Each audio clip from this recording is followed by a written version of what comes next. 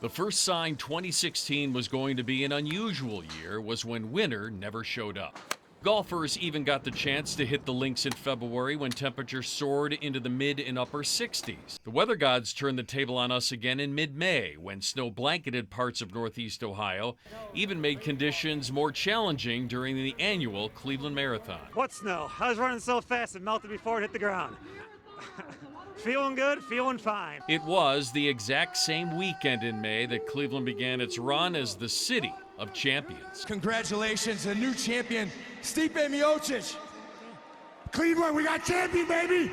Jump Croatia, we got champion! Stipe Miocic scored a first-round knockout victory, skyrocketing the MMA fighter into stardom and brought Cleveland its first title of the year. It was less than a month later in June when the Lake Erie Monsters swept the American Hockey League Finals to bring the Calder Cup to Cleveland. Then, just 1 week later, complete madness. Iguodala to Curry, back to Iguodala, up for the layup. Oh, blocked by James. LeBron James with the rejection. Irving and Curry, one-on-one. Irving puts it up. It's good. Kyrie Irving from downtown. Shumpert trying to stay with Curry. Catches one dribble, steps back, puts up a three. Won't go. Rebound tip taken by Spades. Final seconds. It's over. It's over. Cleveland is a city of champions once again. The Cavaliers are NBA champions.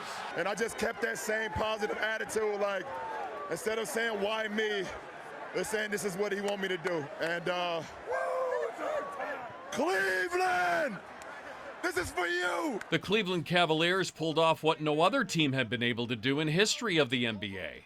Coming back from being down 3-1 in the finals, the Cavs erupted in games 5, 6, and 7, and the city of Cleveland was there every step of the way. What followed was the biggest party Cleveland has ever seen. More than 1 million people packing downtown streets just to get a glimpse of our world champions. The moment that linked Cleveland's past with its future is etched in our minds forever. A few months later, it was the Indians' turn to excite the city, with LeBron and the Cavaliers cheering them on. Now the 2-2. A swing and a pop-up. First base side foul, ground playable. Perez, Santana makes the catch. Ball game. The Indians have won the American League pennant. The Tribe overcame countless obstacles during the season to glide into the World Series. The Indians shocked the world by winning 3 of the first 4 games against Chicago. The Cubs, though, clawed their way back to win in extra innings in Game 7.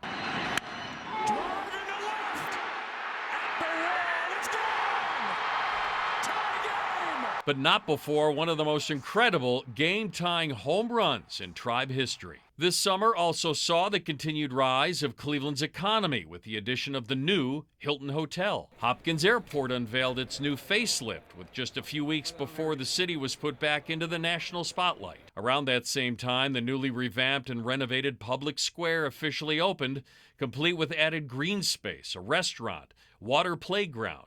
Cleveland's transformation was all for this. This is Cleveland's own Fox 8 News, live from the Republican National Convention. The 2016 Republican National Convention.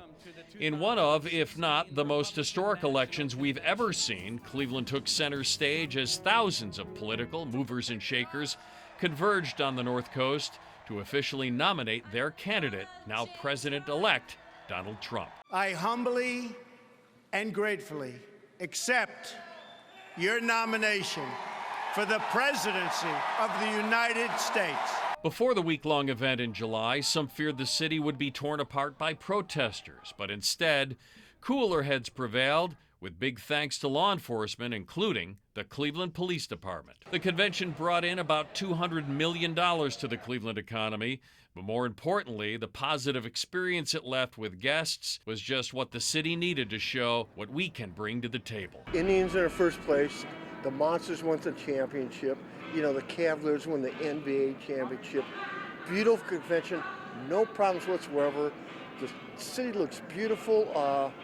You guys should be proud. Cleveland should be proud. But Cleveland's revival didn't stop there. All lanes of the west and eastbound George V. Voinovich Bridge officially opened in September, much to the delight of drivers everywhere. Even the Rock and Roll Hall of Fame turned to face the changes by adding a number of new features, including these massive block letters to its plaza, making sure that everyone knows Cleveland rocks. And just like the year began, it ended with another weather story, but this time it was our own Dick Goddard. After 55 years in the business, Mr. G gave his final forecast in November. What you also do very well is the weather. Nobody does it better than this guy. We have estimated that you have done more than 100,000 weather forecasts. Wow. Is that unbelievable? So we have one more for you right now. Well, take it away. Take it away. For the next 3 months, it's going to be cold. There wasn't a dry eye in the building as we spent the entire month looking back at his remarkable life and career. What's